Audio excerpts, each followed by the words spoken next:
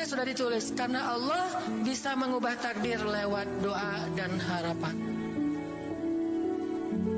Masih ingat cerita seorang ibu di zaman Nabi Musa dulu? Yang datang kepada Nabi Musa bilang, ya Nabi Allah, ya Kalim Allah, saya gak punya anak, udah tua kayak gini, bisa gak ya saya minta tolong Nabi Musa doa kepada Allah supaya saya punya anak. Kata Nabi Musa, bisa aja sih, gak apa-apa ibu. Ya udah saya doain, ya Allah, ini ada ibu minta anak. Kata Allah, ya Musa bilang ke dia gak akan punya anak, itu sudah takdirnya. Kata Nabi Musa, ibu maaf, udah ada jawaban nih dari Allah. Gimana ya Nabi Musa? Allah bilang takdir ibu gak akan punya anak. Oh gitu ya, ya udah deh pulang. Sampai di rumah, ya Rahim, ya Rahim, doa aja terus. Besok datang lagi, karena dia pengen tahu kabar dari langit. Nabi Musa itu bisa bicara ke langit. Ya Nabi Allah, saya mau tahu nih, kira-kira Allah sudah memperkenalkan belum ya permintaan saya? Permintaan apa? Pengen punya anak. Tapi kan kemarin udah aja kata Allah takdirnya gak akan punya anak. Ya coba aja dulu sekali lagi, siapa tahu sudah mau sekarang Allah memperkenankan. Wah ini benar-benar dia husnuzan sama Allah. Siqah, percaya sama Allah, gak percaya kepada yang lain, percaya sama Allah aja. Nabi Musa karena udah terus aja direngekin minta gitu, Nabi Musa bilang, ya Allah, ini ada ibu yang kemarin, gimana dong ya Allah? Kata Nabi Musa, kata Allah, ya Musa, takdirnya dia gak akan punya anak. Bilang sama dia, ibu, udah terima aja takdir ibu gak akan punya anak. Oh ya, pulang lagi. Ya Rahim, terus saja sepanjang malam, sepanjang hari doa, berhari-hari datang lagi kepada Nabi Musa. Ya Nabi Allah, udah berubah belum? Udah mau belum Allah ngasih saya anak? Kan udah kemarin takdirnya, tapi coba lagi, sekali lagi aja. Nabi Musa minta lagi ke Allah, kata Allah masih yang sama, pulang lagi, gak datang-datang lagi ke Nabi Musa. Setelah beberapa bulan, datang-datang bawa bayi. Assalamualaikum, udah semangat sekarang, beda gitu ya. Kalau dulu Assalamualaikum, melas gitu ya. Sekarang Assalamualaikum, hai Musa. Kata ibu, ibu yang kemarin? Ya itu siapa? Anak saya. Anak ibu? Anak kandung maksudnya, bukan nyuri. Nggak, anak kandung saya ini Nabi Musa. Wah, Nabi Musa nggak wah sih, subhanallah kalau Nabi Musa. Kalau saya mah wah gitu ya. Kalau Nabi Musa, masya Allah. Nabi Musa tanya ke Allah, ya Allah, itu ibu yang kemarin katanya takdir nggak akan punya anak, kok bisa punya anak? Ceritanya gimana Allah? Ceritain dong, saya kok nggak update gitu informasinya, kata Nabi Musa. Allah ngasih update. Kata Allah, Musa, setiap kali aku bilang dia gak akan punya anak, dia terus berdoa dengan menyebut ya Rahim, ya Rahim. Allah itu kan senang banget dipuji, dan Allah lebih berhak untuk dipuji. Kalau kita senang dipuji gak baik. Kalau Allah senang dipuji, emang punya hak untuk dipuji kan? Allah senang dipuji. Dia bilang ya Rahim, kamu bilang gak akan punya anak, dia bilang ya Rahim, terus saja berharap. Wahai Musa, sesungguhnya rahmatku mendahului takdir. Rahmatku mendahului takdir. Akhirnya dengan sifat rahim, Allah mengubah takdir ibu ini. Walaupun secara ilmiah gak mungkin punya anak karena sudah menopause, tetapi Allah yang memiliki kekuasaan atas segala sesuatu.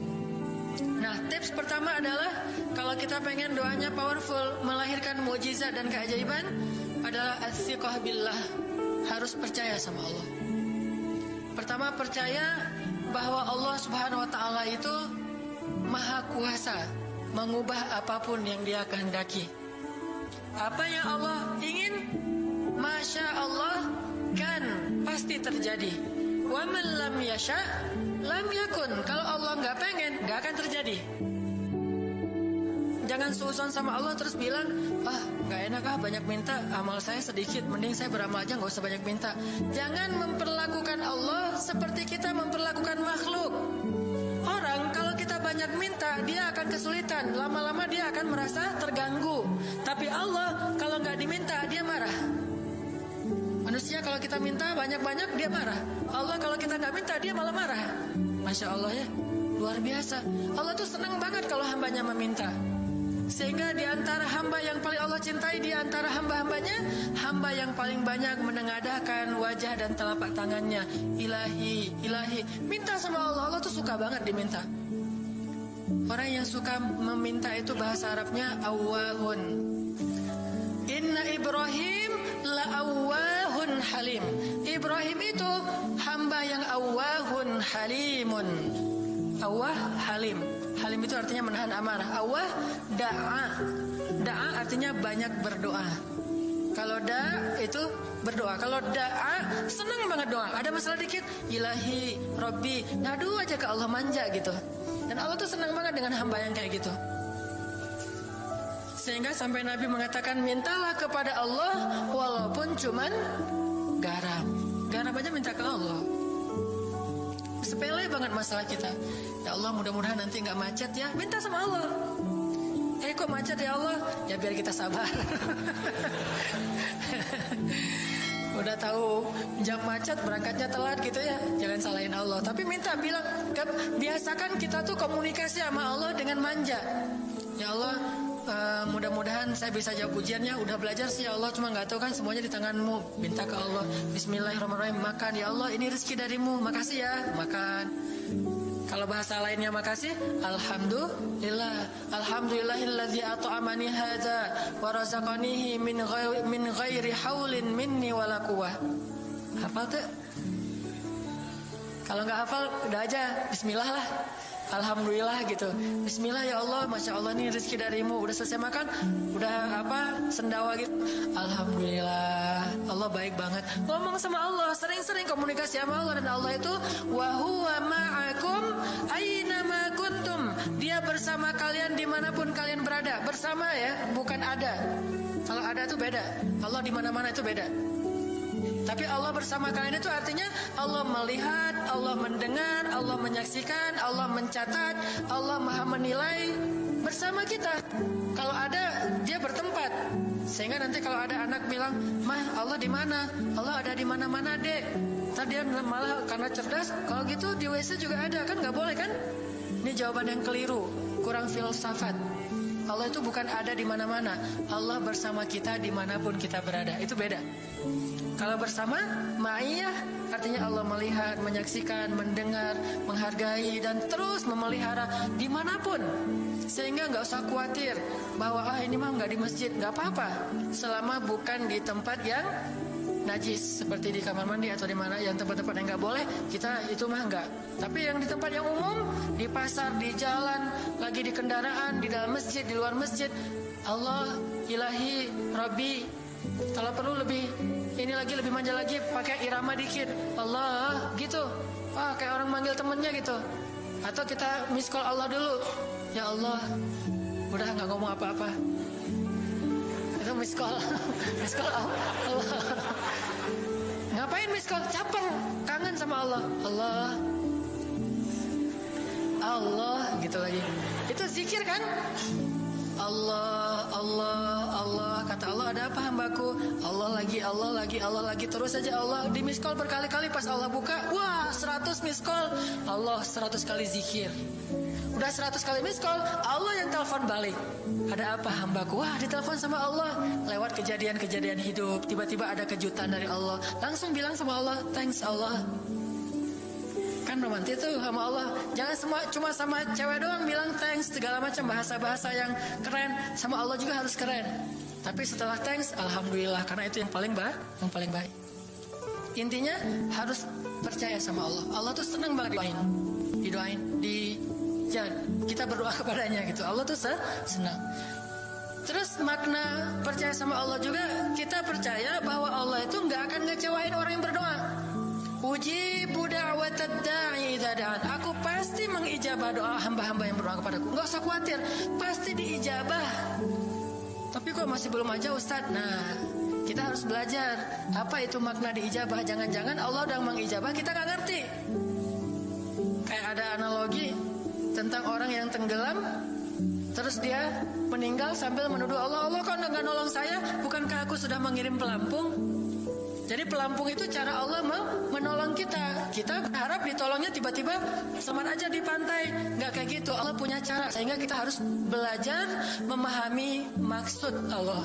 Allah maksudnya apa? Di antara cara Allah mengijabah, kata para ulama, satu, Allah mengijabah persis seperti yang kita minta. Dua, Allah mengijabah yang lebih baik dari yang kita minta. Yang ketiga, Allah kalau nggak ngasih persis, ngasih yang lebih baik, dikasih di akhirat. Bahkan itu lebih keren daripada di dunia. Kok di akhirat sih? Tar dulu. Akhirat itu jaraknya nggak jauh dengan kita, cuma 60 tahun. 60 tahun tuh cepat banget loh. Sekarang rata-rata usianya berapa? Bahaya kalau nanya usia. Kalau saya mah udah setengah, udah 30-an tahun. Teman-teman pasti masih 17 ya. Angkat tangan yang 17. Nggak ada, di bawah 20 tahun, di bawah 20 tahun. Yang di atas 40. Gue nggak berani angkat tangan, ada sih. Artinya waktu 60 tahun itu nggak lama, sebentar doang. Jadi analoginya gini, kita lagi kuliah, pengen nikah. Terus kita naksir sama seorang cewek cantik banget. Dan saking cantiknya sampai kita cuma bisa bermimpi. Wah, saking cantiknya kayaknya nggak mungkin banget buat kita. Tiba-tiba ayahnya bilang, "Dek, kamu senang sama anak saya?" "Yang mana Pak?" Masih nanya yang mana? Takutnya yang tadi kebalik. Ini yang lagi kuliah yang namanya si Fulanah misalnya. Sebutlah namanya Nisa apa gitu ya. Terus dia bilang, "Boleh, Bapak setuju kamu nikah sama anak saya, tapi ditunda dulu sampai kamu lulus kuliah." Kita senang nggak tuh? Sampai lulus kuliah, nggak apa-apa. Masa kita bilang nggak mau Pak kalau lulus kuliah, mending nggak usah deh. Saya mau yang sekarang. Pasti nggak gitu kan? Karena kita tahu ini cantik banget, keren banget, soleha banget, idola banyak cowok-cowok di kampus, dikasih buat kita. Syaratnya cuma satu, tunggu lulus kuliah 4 tahun lagi. Pasti kita akan sabar banget menanti itu. Nggak mungkin kita bilang, "Pak, Bapak kalau nawar yang serius dong. 4 tahun lah lama tuh Pak." Yang kedua, tips supaya doa kita powerful. Kalau doa sama Allah itu yang romantis. Bahasa Arabnya munajat. Curhat sama Allah. Dan doa itu ibadah, bukan sekedar permintaan, bukan cuma request, tapi ibadah. Jadi kalau orang rajin doa sama Allah itu akrab sama Allah. Dan kalau akrab jadi romantis sama Allah, enak gitu, hubungannya dengan Allah tuh adem banget, nyaman banget. Pas dia berdoa, "Ilahi," gini ngomong kayak Nabi Zakaria yang tadi di surat Maryam pas sholat rakaat kedua. Apa kata Zakaria? Ini bentuk curhatnya Zakaria. Qala rabbi inni wahana al-'azmu minni washta'ala ar-ra'su shayba wa lam akun bidu'aika rabbi syaqiyya. Nabi Zakaria doa romantis, suaranya pelan. Wadhkur fil dzikru rahmati rabbika 'abdahu Zakaria idz nada rabbahu nidaan khafiyya. Zakaria tuh kalau doa tuh lirih banget suaranya, lembut banget. Jadi duduk sendiri, "Ilahi ya Allah," bersenandung seperti Nabi Daud. Romantis sama Allah, bukan "Ya Allah." Itu mah doa khusus untuk perang, itu mah doain Palestina, doain Suriah itu harus tegas. Kayak Nabi kalau berdoa itu dengan menelunjuk. Kadang Nabi mengangkat tangan, kadang Nabi mengangkat kedua tangan sampai tinggi, kadang Nabi nggak mengangkat tangan, kadang Nabi memakai telunjuk. Semuanya itu sunnah. Jangan kita saling debat masalah, "Oh nggak boleh angkat tangan." Kadang Nabi mengangkat tangan, kadang Nabi tidak mengangkat tangan, kadang Nabi malah menunjuk gini. Kalau urusannya bab perang, biasanya gini, "Ya Allah, ya Allah," bukan nyuruh Allah ya. Beda kesannya nunjuk Arab dengan nunjuk Indonesia. Kalau Arab, ngapain lo nunjuk gue? Kan gitu ya. Kalau Allah mah nggak kayak gitu. Allah pakai bahasa Arab, jadi pakai filsafat Arab. Nunjuk itu maknanya sangat berharap dan tegas gitu. Jadi kita doa pelan, "Ya ilahi, inni wahana al-'azmu minni washta'ala ar-ra'su shayba wa lam akun bidu'aika rabbi syaqiyya." Ya Allah, tulang saya udah lemah, rambut saya sudah beruban semuanya, tidak ada satu helai pun yang hitam. Tapi saya belum pernah berputus asa dari berdoa kepadamu ya Allah. Ini namanya curhat.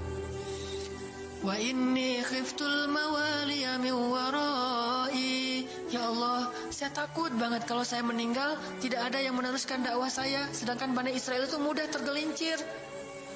Fahabli min ladunka waliya. Ya Allah, beri saya seorang anak. Walaupun istri saya sudah mandul, tapi saya terus berharap kepadamu ya Allah. Ya Allah, please gitu. Waj'alhu rabbi radiyya. Ya Allah, jadikan anak itu yang sangat engkau ridhai. Minta Nabi Zakaria ke Allah. Tiba-tiba dapat kejutan. Ya Zakaria, inna nubashiruka bi ghulam. Wahai Zakaria, bergembiralah, kamu akan punya seorang anak laki-laki. Itu hasil curhat ke Allah. Langsung Allah kasih nama, ismuhu Yahya, lam naj'al lahu min qablu samiyya. Namanya Yahya, kata Allah. Jangan cari lagi di Google. Udah ada namanya tuh, nggak perlu lagi nyari di googling gitu, nama yang bagus apa gitu kan ya. Lagi serius-serius. Ismuhu Yahya, itu sebaik-baik nama. Namanya datang dari langit. Ismuhu Yahya, lam naj'al lahu min qablu samiyya. Belum pernah ada anak sesoleh dia di muka bumi. Wah, ini first nih, anak paling soleh. Terus kata Allah, wahananan, anaknya lemah lembut, wazakatan, anaknya suci, wataqiya, anaknya bertakwa, namanya Hanan At-Taqi.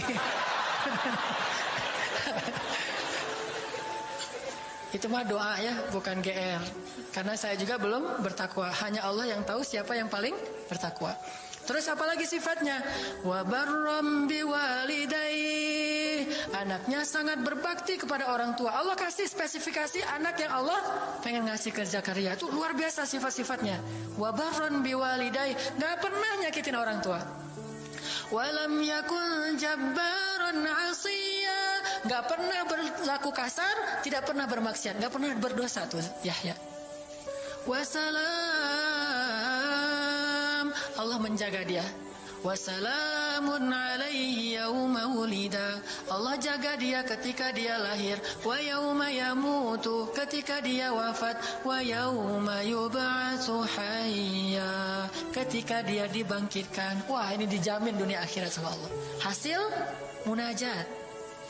Allah kasih kejutan yang paling istimewa. Makanya bermunajatlah kepada Allah.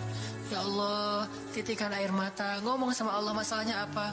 Ya Allah, saya pengen nikah banget. Bukan apa-apa ya Allah, saya pengen punya keturunan yang soleh-solehah. Saya pengen sholat berjamaah waktu tahajud. Saya pengen diimami oleh seorang imam yang baik bacaannya, yang soleh. Saya pengen mendidik anak saya berdua dengan pasangan saya. Saya pengen yang baik-baik, sebutin. Pengennya kita, hajat kita itu apa? Cuman ya Allah, saya kurang modal. Ngomong Allah kayak gitu. Gak apa-apa pakai gaya-gaya kita sendiri.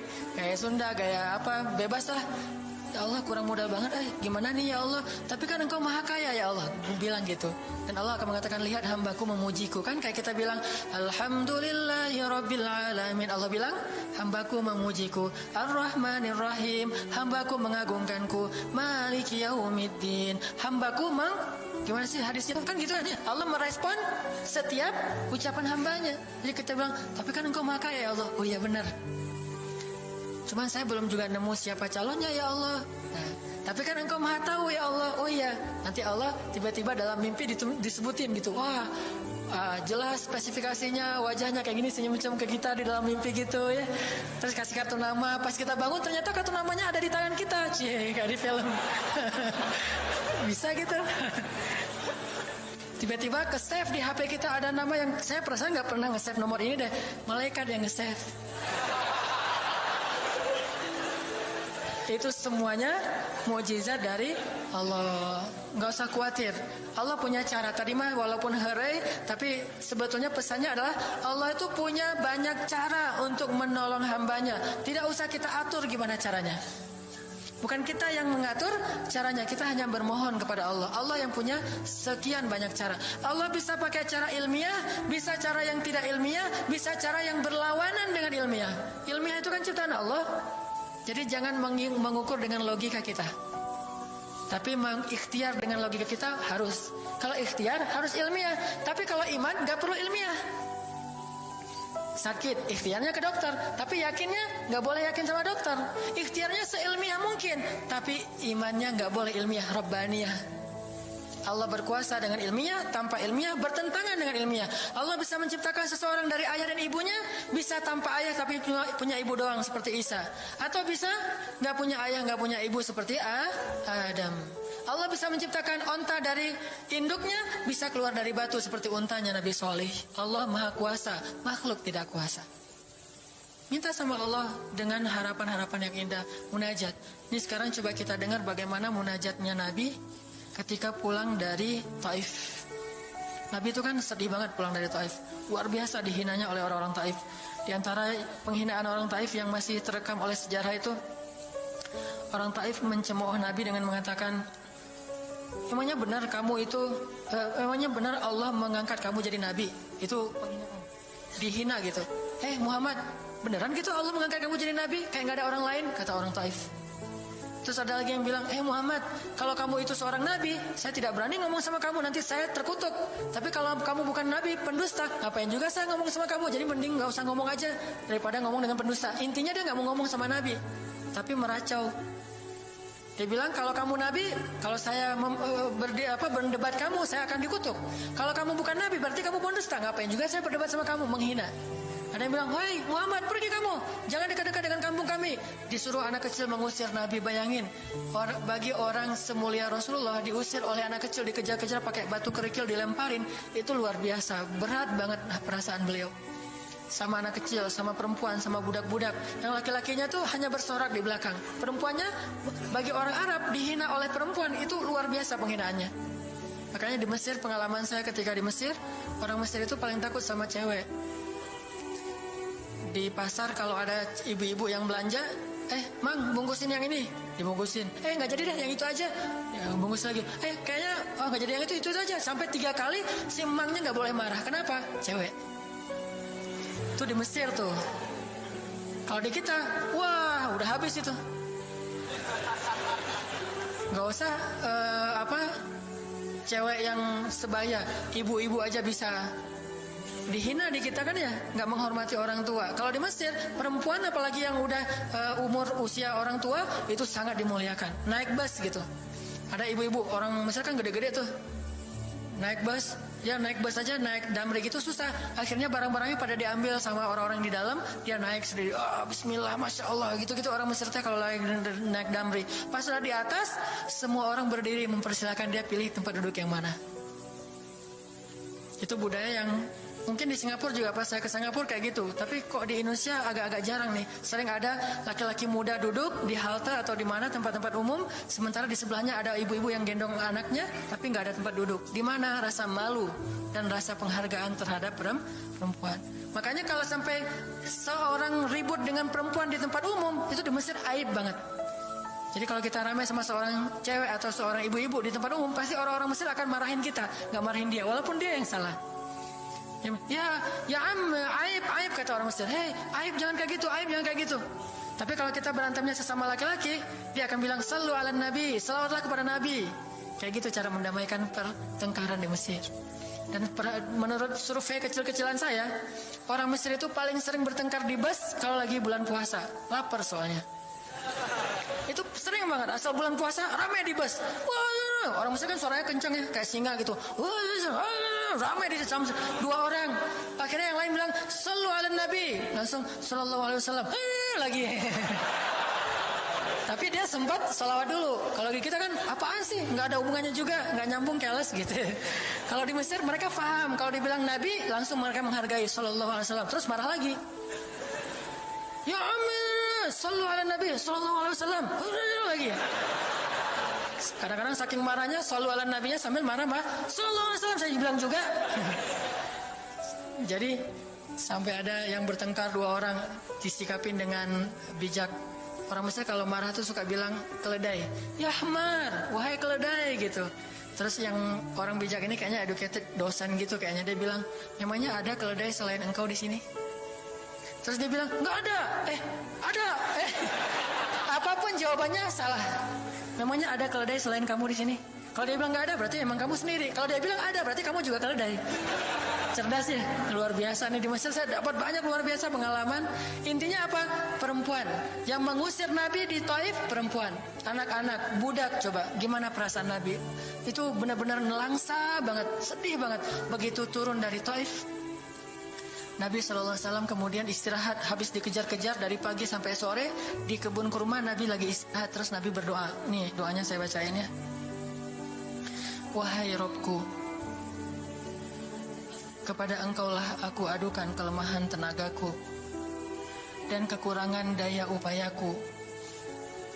Wahai Robku, Engkaulah yang Maha Rahim, Engkaulah pelindung orang-orang yang lemah, Engkaulah penciptaku. Kepada Engkau aku berserah diri ya Allah. Kepada musuh, kepada siapa Engkau akan menyerahkanku ya Allah?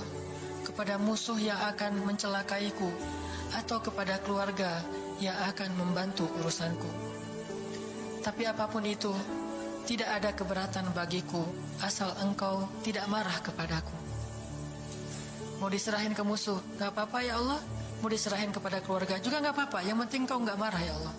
Ini bahasa Nabi. Terus Nabi bilang, sedangkan kasih sayangmu maha luas bagiku, aku berlindung dengan cahaya wajahmu yang mulia, yang menyinari langit dan menerangi segala yang gelap. Dan atasnya lah teratur segala urusan dunia dan akhirat. Dari Engkau menimpakan atas diriku kemarahanmu. Aku berlindung dari kemarahanmu ya Allah, dari juga azab-azabmu. Kepada Engkaulah aku adukan perihalku, sehingga Engkau ridho. Tiada daya dan upaya melainkan dengan kekuasaanmu ya Allah. Tapi ini kalau kita baca dengan versi Arabnya lebih romantis lagi. Versi terjemah memang agak kaku. Kalau kita tahu bahasa Arabnya, ya Allah, tidak masalah aku diperlakukan kayak gini. Tidak masalah aku diusir, aku dihina, aku disakiti, aku dilempari, aku dikejar-kejar. Yang penting Engkau tidak marah kepadaku. Coba, gimana Nabi itu cinta sama Allah. Mendengar doa Nabi yang romantis banget sambil menitikan air mata, tubuhnya banyak bekas luka lemparan batu, bajunya itu kotor. Malaikat itu sampai gak tega, sampai Jibril turun. Wahai Muhammad, kata Jibril. Ya Rasulullah, wahai kekasih Allah, kata Jibril. Allah maha mengetahui apa yang telah terjadi pada dirimu terhadap orang-orang ini. Allah telah memerintahkan malaikat gunung untuk mentaati perintahmu ya Rasulullah, kata malaikat. Jadi kayak ada seorang anak yang nangis sedih, tiba-tiba datang ayahnya ngelus-ngelus gitu, menenangkan dia. Ya Rasulullah, Allah udah memerintahkan malaikat gunung kok, jadi menghibur gitu. Jangan sedih ya Rasul, jangan sedih, gak apa-apa, itu malaikat gunung udah siap tuh, apapun yang kamu perintahkan. Langsung malaikat gunung siap-siap gitu. Terus kata malaikat gunung, ya Rasulullah, wahai kekasih Allah, perintahkan saja kepada kami apapun.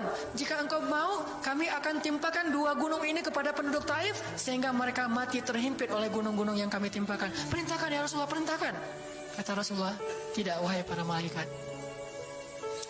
Kalaupun mereka tidak beriman hari ini, aku berharap kepada Allah, anak cucu mereka kelak akan beriman. Nabi gak sakit hati kepada orang Taif. Dan Nabi juga tidak marah kepada Allah ketika beliau diperlakukan oleh hamba-hamba Allah kayak gitu. Tetapi yang penting Allah jangan marah sama saya ya, kalau bahasa kita mah. Ya Allah maaf ya, saya jadi kayak gini nih. Tapi Allah gak marah kan? Gitu banget tuh sama Allah, coba. Dia udah habis-habisan, kemudian belum berhasil dakwahnya, masih takut sama Allah. Kayak kita ngedakwahin teman kita, terus kita dicela sama teman kita, dimusuhi oleh teman kita nggak marah sama dia, nggak marah sama Allah, nggak bilang Allah itu sih susah ya dakwah, nggak ngomong kayak gitu. Ya Allah maaf ya, dia belum menerima dakwah saya, ini pasti karena saya nggak benar nih nyampainya. Ya Allah jangan marah ya sama saya, besok saya coba lagi gitu sama Allah. Terus ke orangnya nggak marah karena mungkin dia fa'innahum la ya'lamun, mereka tidak mengerti. Besok akan dicoba lagi, didakwahin lagi, diajak lagi, terus aja kayak gitu. Ini munajat Nabi kepada Allah SWT. Sehingga gara-gara munajat itu malaikat turun. Sama kayak munajat curhatnya Nabi Yunus. La ilaha illa anta subhanaka inni kuntu minadh zalimin. Subhanallah. Nabi Yunus tuh bermunajat di dalam perut ikan, lirih banget, suaranya tuh pelan banget. Tapi suara yang pelan itu menggetarkan arasy Allah Subhanahu wa taala. Kita udah teriak-teriak pakai mic, gak ada yang bergetar. Nabi Yunus kalimatnya sederhana, tetapi dari hati banget. Benar-benar curhat. Ya Allah, Tidak ada ilah selain Engkau. Aku ini udah zalim terhadap diriku sendiri. Ya Allah, maafin saya, maafin saya. Subhanallah, subhanallah, Engkau maha suci, saya ini kotor. Engkau maha suci, saya ini kotor. Terus saja sampai suara Nabi Yunus di dalam perut ikan, di dalam laut yang dalam itu menggetarkan arsy Allah di langit ketujuh. Tiba-tiba malaikat arsy bertanya, suara siapa ini ya Allah? Begitu indah, begitu lembut, meminta ampun kepadamu ya Allah. Kata Allah, itu suara hambaku Yunus. Apa yang dia minta ya Allah? Dia minta ampun kepadaku. Ya Allah, please ampunin dia ya Allah, please. Kata malaikat-malaikatnya. Semua malaikat meminta ampun untuk Yunus alaihissalam. Sehingga kemudian Allah mengatakan, ya sudah, aku ampuni dia. Tiba-tiba Nabi Yunus diselamatkan. Curhat sama Allah. Kalau ada masalah, bilang ke Allah. Apapun, ya Allah. Duduk sambil bersandar di pohon. Ya Allah, coba buka surat Al-Qasas. Gimana Nabi Musa itu suka curhat kepada Allah. Surat Al-Qasas surat 28 ya. Ayat ini ya. Ayat 16 coba. Ketika Nabi Musa nggak sengaja bunuh orang Kipti, Egyptian. Rabbi, ini zalamtu nafsi, faghfirli ya Rabbi. Ya Rabbi, saya tuh udah zalim, maafin saya ya Allah, ampuni saya. Ada masalah dikit, ngomong ke Allah. Habis ada kesalahan, ngomong ke Allah. Terus dia bilang lagi, Rabbi, ayat 17, bima an'amta alayya falan akuna zahiran lil mujrimin. Ya Allah, janganlah Engkau jadikan aku termasuk orang-orang yang berdurhaka atau berbuat dosa. Udah. Terus ada masalah lagi. Nabi Musa diusir dari Mesir, dikejar-kejar sama tentara Firaun di ayat 21. Apa kata Musa? Rabbi, najjini minal qaumiz zalimin. Ya Rabbi, selamatkan saya dari orang-orang yang zalim. Ngomong lagi ke Allah. Udah, Nabi Musa pergi sekarang. Kemana perginya? Dari Mesir ke Yordania, Madian kalau bahasa dulu. Pergi tuh. Begitu pergi ke Madian, bilang lagi ke ayat 22. Asa Rabbi ayyahdiyani sawa asabil. Mudah-mudahan Allah kasih saya jalan ya. Ya Allah, tunjukin dong saya jalan harus kemana nih. Saya nggak tahu harus kemana larinya. Allah tunjukin. Jalan sampai ke Madian. Begitu udah selesai adegan menolong dua orang perempuan yang sedang memberi minuman ternak, Nabi Musa capek kan? Udah seharian jalan, kemudian kurang makanan, sendiri, nggak jelas negeri yang beliau tuju. Akhirnya beliau bersandar di sebuah pohon di ayat 24. Terus beliau mengatakan, Rabbi, ini lima anzalta ilayya min khairin faqir. Ya Allah, saya butuh banget kebaikan darimu ya Allah. Saya sekarang lapar, saya haus, saya nggak punya tempat tinggal. Saya sangat butuh kepada kebaikan darimu. Bilang ke Allah. Tiba-tiba habis doa kayak gitu, datanglah cewek itu dengan malu-malu kan. Ayat berikutnya, ternyata cewek itu adalah bakal jadi istri Musa. Jadi kalau ada apa-apa bilang ke Allah. Gak sengaja ngelihat Instagram, oh ada yang cantik, Rabbi, yang ini nih, yang saya. Gak sengaja gitu. Tapi jangan dikepoin ya, dan jangan terlalu lama ngelihatnya, sekilas saja. Atau minimal kalau nggak yang ini, yang kayak gini, ya Allah, ya Allah, gitu. Ngomong nanti ketika selesai sholat. Makanya banyak-banyak doa sama Allah. Dan yang romantis, yang lembut, banyak-banyak berzikir. Jadi sebelum doa itu tasbih dulu.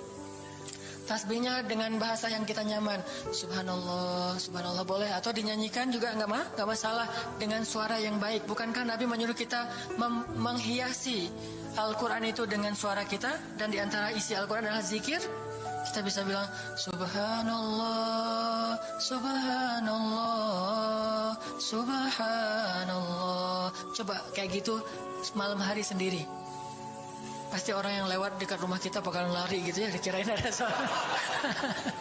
Malam hari zikir di kos-kosan gitu, pada teman-teman pada kabur semuanya. Dikirain ada yang gentayangan. Subhanallah, Subhanallah, Subhanallah. Jadi kalau teman-teman bersiullah dengan zikrullah. Daripada kita bersiul dengan lagu-lagu yang misalnya hanya irama biasa kan ya. Saya udah gak hafal ya lagu-lagu terbaru. Yang dulu-dulu mah yang saya tahu paling kau hancurkan hatiku, hancurkan ya. Nah gitu aja bersiulnya di mobil. Kau hancurkan hatiku. Mending kita subhanallah, subhanallah, subhanallah, subhanallah, subhanallah, subhanallah. Biasain aja bersiul dengan nama Allah. Itu namanya miskolin Allah. Sehingga nanti Allah akan lihat, wah ada hambaku nih menyebut-nyebut nama aku, kan di miskol tuh caper dulu. Udah gitu baru ya Allah, baru minta sama Allah. Jadi kalau kita mau munajat, mau romantis, mau curhat sama Allah, sebut nama Allah, agungkan kebesaran Allah, berselawat kepada kekasih Allah yaitu Rasulullah Shallallahu Alaihi Sayyidina Muhammad. Mau pakai Sayyidina mangga, nggak pakai Sayyidina mangga, yang penting jangan ribut bab Sayyidinanya. Mau doa aja, nggak ada tuh Sayyidina, rame kan? Gak ini berdoa ada, jadi debat kan ya, komen, udah aja nggak masalah. Mau pakai Sayyidina, mangga nggak pakai Sayyidina juga nggak masalah, tergantung mazhab. Ada yang nyaman harus pakai Sayyidina karena saya cinta sama Rasulullah. Ada yang nyaman saya justru karena cinta sama Rasulullah nggak mau nambah-nambah, kayak gimana Nabi mengucapkan aja, mangga. Yang penting salawat. Allahumma sholli ala Muhammad, Allahumma sholli ala Sayyidina Muhammad. Baru minta, ya Allah saya lagi ada masalah gini nih ya Allah, sebutin, curhat sama Allah.